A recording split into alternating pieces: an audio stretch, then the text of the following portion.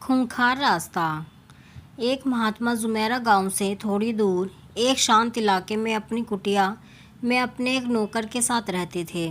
वह शहर और गांव में काफ़ी चर्चित थे। दूर शहर और गांव से लोग उनके पास अपनी समस्या लेकर आते और वे खुशी खुशी लोगों की समस्या का हल करते थे। एक दिन कुछ ऐसा ही हुआ। दूर शहर से दो हट्टे कट्टे नौजवान उनके पास अपनी समस्या लेकर आए। महात्मा ने देखा वो काफ़ी मायूस दिख रहे थे। महात्मा ने आदर से अंदर आने को कहा और चारपाई पर बैठकर उनकी समस्या सुनी। पहला नौजवान बोला, महात्मा जी, हमने सुना है आप हर समस्या का समाधान जानते हैं। जो कोई भी आपके पास अपनी समस्या लेकर आता है वह खाली हाथ नहीं जाता। हम भी आपसे कुछ ऐसी ही उम्मीद लेकर आए हैं। तुम निश्चिंत होकर मुझे अपनी समस्या बताओ।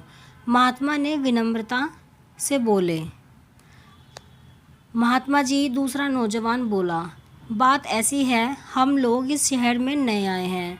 जहाँ हमारा घर है वहाँ के इलाके में बहुत दहशत का माहौल है। वहाँ आवारा लोगों का बसेरा है। सड़कों पर गुजरते हुए लोगों से बदतमीज़ी की जाती है। आते जाते लोगों को गालियाँ दी जाती हैं। कुछ दबंग लोग शराब पीकर सड़क किनारे खड़े हो जाते हैं और सामने से गुजरते हुए लोगों के साथ बदसलूकी करते हैं। वो न सिर्फ उन्हें गालियाँ देते हैं बल्कि नशे में उनके साथ हाथापाई तक उतर आते हैं। पहला नौजवान बोला, हम परेशान हो गए। भला ऐसे समाज में कौन रहना चाहेगा, आप ही बताएं। दोनों नौजवान की बात सुनकर महात्मा जी चारपाई से उठे और यह बड़बड़ाते हुए, यह समस्या बहुत गंभीर है, कुटिया के बाहर चल दिए। नौजवान ने बाहर जाकर देखा। वो शांत खड़े अपनी कुटिया के सामने वाली सड़क को देख रहे थे। अगले ही पल वो मुड़कर दोनों नौजवानों से बोले, बेटा, एक काम करोगे? महात्मा दूर इशारा करते हुए बोले, ये सड़क देखो। जहाँ ये सड़क मुड़ती है वहीं सामने एक नीम का बड़ा पेड़ है। ज़रा मेरे लिए वहाँ से कुछ नीम के पत्ते तोड़ लाओगे? ज़रूर महात्मा जी, जैसा आप कहें, कहकर दोनों नौजवान ने कदम बढ़ा दिए। परंतु महात्मा उन्हें रोकते हुए बोले, ठहरो बेटा, जाने से पहले मैं तुम्हें बता दूं, रास्ते में कई आवारा कुत्ते हैं जो तुम्हें अपना शिकार बना सकते हैं। वो बहुत खूंखार हैं, तुम्हारी जान भी जा सकती है। क्या तुम वो पत्ते ला पाओगे? नौजवान ने एक दूसरे को देखा और उनके चेहरे के हाव भाव देखकर महात्मा समझ गए कि वे डरे हुए तो थे परंतु वहां जाने के लिए तैयार थे। दोनों नौजवान उस सड़क पर चल दिए। वो सड़क पर से गुजरे।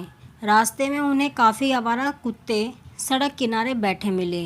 उन्होंने कोशिश की कि वो उन्हें पार कर जाएं, परंतु यह करना आसान नहीं था। जैसे ही वो एक कुत्ते के करीब से गुजरे, कुत्ते ने उन्हें काट खाने वाली भूखी निगाहों से घूरा। वो कोशिश करते उन्हें पार करने की, परंतु यह करना जान जोखिम में डालने के बराबर था। काफ़ी देर इंतज़ार करने के बाद जब वे लौटे तब महात्मा ने देखा उनके हाथ खाली थे और वो काफ़ी डरे हुए थे। वो महात्मा के करीब आए और बोले, हमें माफ़ कर दीजिए। पहला नौजवान बोला, ये रास्ता बहुत खतरनाक है।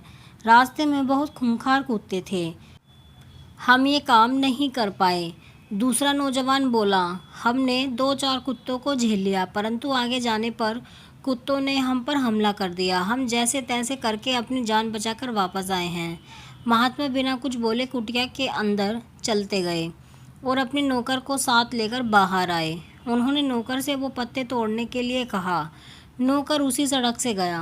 वह कुत्तों के बीच से गुजरा, परंतु जब काफ़ी देर के बाद दोनों नौजवान से नौकर को सड़क से वापस अपनी ओर आते देखा, तब देखा उसके हाथ में नीम के पत्तों से भरे हुए थे।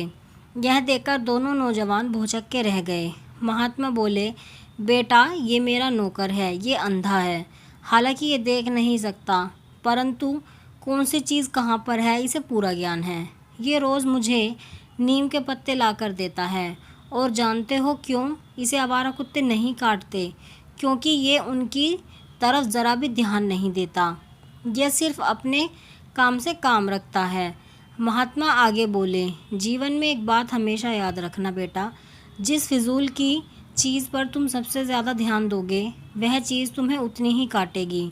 इसलिए अच्छा होगा तुम अपना ध्यान अपने लक्ष्य पर रखो। ये सुनकर दोनों नौजवान महात्मा के आगे नतमस्तक हो गए।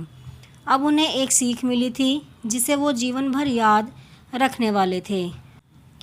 दोस्तों, इन दो नौजवानों की तरह हम भी अपने जीवन में कुछ ऐसा ही अनुभव करते हैं। हमारा जीवन भी खूंखार मोड़ों से भरा होता है।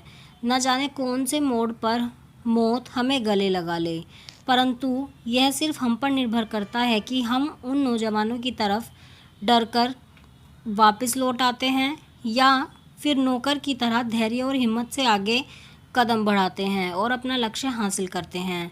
आप कमेंट में ज़रूर बताएं कि आपको ये कहानी कैसी लगी है। अगर आपको कहानी पसंद आई है तो वीडियो को लाइक करें, शेयर करें और चैनल को सब्सक्राइब करें ऐसी ही कहानियों के लिए।